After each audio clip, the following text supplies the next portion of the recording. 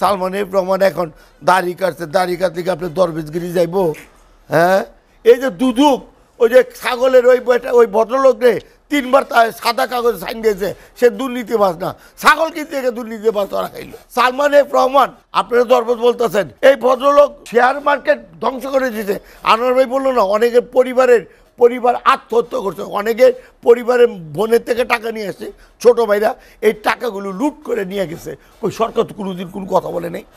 এই আওয়ামী লীগ সরকার যতবার ক্ষমতা আসছে 96 একই ঘটনা করছে, 2008 একই ঘটনা করছে। আলমগীর সিকদার লোটন, আমরা যেটা নিয়ে আলোচনা করছিলাম, আপনি কয়েকদিনের অন্তর্বর্তীকালীন সরকারের কার্যক্রম দেখলেন। মামলা হয়েছে, 2 জন মন্ত্রীকে গ্রেফতারও করা হয়েছে, তারা রিমান্ডেও গিয়েছে। আপনার কি মনে হয় যে সরকার আসলে অ্যাকশন শুরু করেছে? সরকার, হ্যাঁ, ধন্যবাদ জাহিদ ভাই।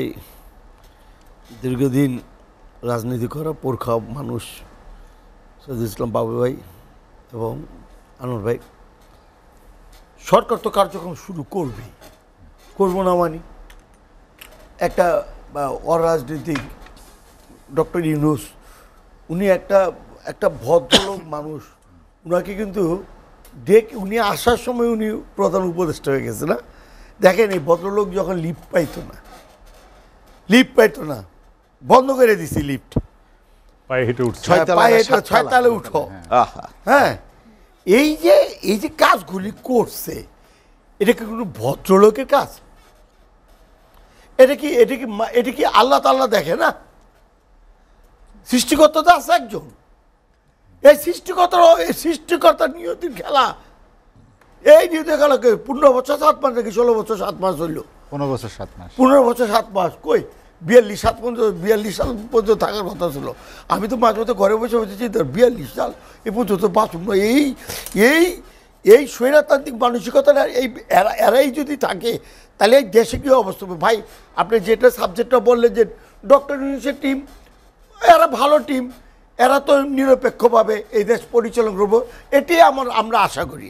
এটা একটা অরাজনৈতিক টিম। কিন্তু দেখেন, পুলিশ প্রশাসনে ছোট পর্যায়ের থেকে আমি বলবো না, বিসিএস অফিসাররা, হ্যাঁ, এই যে বিসিএস অফিসার সব ছাত্রলীগের, আপনি স্থানীয় সরকার নির্বাচন দিবেন যে সব ছাত্রলীগের বা যুবলীগের, আপনি আমার কথাটা বুঝছেন? রন্ধে এই সকল বিসিএস ক্যাডার সরকারি অফিসারে ঢুকে গেছে। একটা ব্যাপক যদি পরিবর্তন না হয়, আর যদি আপনারা সবাই বলে 3 মাসে নির্বাচন, হ্যাঁ, যেই লাউ সেই কদু হয়ে যাব, একটু সময় দিতে হবে আমার মনে হয় সরকার। আজকে আমাদের পার্টির, জাতীয় পার্টির প্রেসিডিয়ামে মিটিং ছিল, সেখানে আমি ছিলাম। এই একই কথা উঠে আসছে যে এই মুহূর্তে আমাদের দায়িত্ব স্বরাষ্ট্রমন্ত্রীর যে এই শৃঙ্খলাকে কীভাবে ওনাদের সাথে থাকা যায় এবং সংখ্যালঘু সম্প্রদায়ের প্রতি যেন কোনো আঘাত না আসে। এই পর্যন্ত বলতে 30টির মতো এক ঘটনা ঘটছে, কিন্তু বেশিরভাগই কিন্তু রাজনীতি। ওই যে আন্দোলনের সময় আপনি দেখছেন পিজি হাসপাতাল ভাঙছে, বাবুল ভাই খেয়াল করছেন না? আগে কিন্তু পিজি হাসপাতালটা কিটা মারছে। কিন্তু জাহিদ ভাই বললে কষ্ট পাইবেন, আমাদের টিভি চ্যানেলগুলো এমনভাবে দেখাইছে যে এই আন্দোলনকারীগুলি পিজি হাসপাতাল গিয়া হরিলুট চালিয়েছে। এটা একটা গেম না যে ভিতর থেকে ইটা মারছে, ইটা মারার পরেই তারা দৌড়ে গেছে। আপনি দেখেন, এই আন্দোলনের সময় দেখাইছে এমন অফিসে ঢুকে ছেলেরা লুট করতেছে। আন্দোলন হইলে এগুলি হয়, তো গণ অভ্যুত্থান হইলে তো এগুলি হয়, এটা তো অস্বীকার করার উপায় নেই। কিন্তু আমি যতটুকু শুনলাম, এত যে টিভি চ্যানেলগুলি দেখাইলো ভিডিও ফুটেজ, যে এই যে পুলা বাচ্চা ছেলেগুলি ঢুকছে, গাড়ি ভাঙতেছে, এটা ভাঙতেছে। আচ্ছা জাহিদ ভাই, আমি যতটুকু শুনছিলাম ঢাকা মেডিকেল সহ অন্য মেডিকেলে এই যে লাশ গায়েব হয়ে গেছে, ওই সিট নাকি গায়েব করে দিছে। এটা তো সিসিটিভি ক্যামেরা ছিল, যে টিভি চ্যানেলগুলো এগুলি দেখাইলো না কেন? সেখানে সাংবাদিকরা যেতে পারেনি। না, সিসিটিভি ক্যামেরা তো আছে ভাই, এখন নেন সিসিটিভি ক্যামেরা আছে। আমি নিজে সশরীরে, আমি এবং স্বেচ্ছাসেবক পার্টির সেক্রেটারি হেলাল বাইরে নিয়ে আমি ঢাকা মেডিকেলে গেছি। এক ভদ্রলোক মহিলা তো পারে না মারে, দালাল কত রে ভাই, দালাল কত, ভদ্র মহিলাকে আনসার নিয়ে আসছে। এই যে আরে আইসে ছবি তুলতেছে, আমি বলছি রাখেন, আমরা জাতীয় পার্টির থেকে আসছি, দেখতে দেন আমাদের, আপনারে আমরা ধরবো। যাওয়া হয়নি আর কথা হয়নি। কিন্তু এই যে দালালগুলি, একটা সরকারের যে দালালি, এই যে নির্বাচন অফিসে যারা আছে ইরি ভাই আপনি বলেন এই যে নির্বাচনে যিনি আছে তখন রিটায়ারমেন্ট করে দিবেন দেখবেন কি সুন্দর করে কথা বলে আর যখন বই ছিল তখন তারা কি কথাগুলি বলছে আপনি এক্স বিসির লোকে আলাপ করেন আপনি দেখেন আপনি বলবেন যে গণহারে পদত্যাগ করছে বাবুল ভাই খেয়াল করেন আমার তো মনে হয় এখানে তিনটা ঘটনা এখানে জড়িত গণহারে পদত্যাগ একটা হলো ভয়ে পদত্যাগ করছে আরেকটা হলো সরকারকে ট্যাপে ফালানোর পদত্যাগ আরেকটা হলো ভবিষ্যতে আওয়ামী মুক্তিযুদ্ধ হইব আমি তাকিয়ে না থাকি ওই আবার যদি কোনোদিন আসে আমার বাবা আমার দাদা পদত্যাগ করছিল এবার আমি আওয়ামী মুক্তিযোদ্ধা এটা হলো একটা পদত্যাগ আমার যতটুকু মনে হয় আরেকটা হইলো সরকারকে একটা হেফাজত একটা অবস্থা ফালানোর জন্য গড় হারে পদত্যাগ করে তাহলে এই যে পদত্যাগগুলি করতেছে তাহলে স্পষ্ট প্রমাণিত এরা সব আওয়ামী লীগের সরকার এবং একটা রাজনৈতিক দল যদি এক হয়ে যদি যায় তাহলে দেশের অবস্থা কোথায়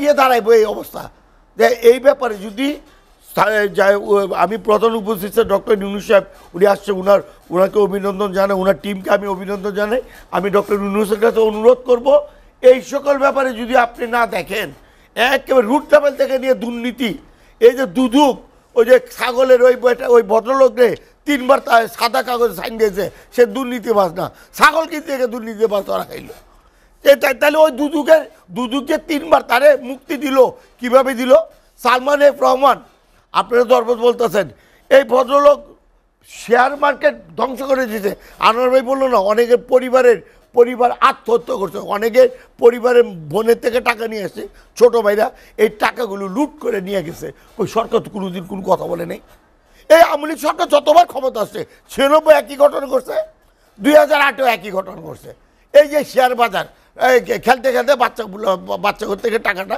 তারা হাতায় নিছে এই হাতে নিছে সালমান এফ রহমান এখন দাড়ি কাটতে আপনি দরবেশগিরি যাইব হ্যাঁ এবং ওই যে আরেকজন আইনমন্ত্রী ভদ্রলোক তো উনি ভদ্রলোকই লাগছে আমার কাছে হ্যাঁ হ্যাঁ এরা বিচার বিভাগটাকে আপনি বলেন বিচার বিভাগটা ধ্বংস করে দিছে আপনি হাইকোর্টের রায় দেখেন না হাইকোর্টের রায়গুলি দেখেন না আপনি নিচের লেভেল জজ কোর্টের রায়গুলি দেখেন না আপনি ম্যাজিস্ট্রেট কোর্টের রায়গুলি দেখেন না আপনি যেটা সরকারের লোক ওটা তো কোনো মামলাই হয় না ওটা কোনো মামলার রায়ও হয় না আমি গত 3 মাস আগে আমার একজন বলল ছাত্রলীগ এবং যুবলীগের ছেলেরা ওই যে বেনাপোল বর্ডারে তারা নাকি ট্যাক্স দিত না পাউল ভাই জানেন ওরা ট্যাক্স দিত না মাল নিয়ে এসে উঠতো এটা ক্লিয়ারিং ফরওয়ার্ডিং কি জানি বলে নামটা বলেছি সিএনএফ না একটা ভাষা আছে ব্যাংকের ওইটা নাকি তারা করতো যে তারা ওই ট্যাক্স না দিয়া মালটা নিয়ে আসো আমি ছাত্রলীগ করি না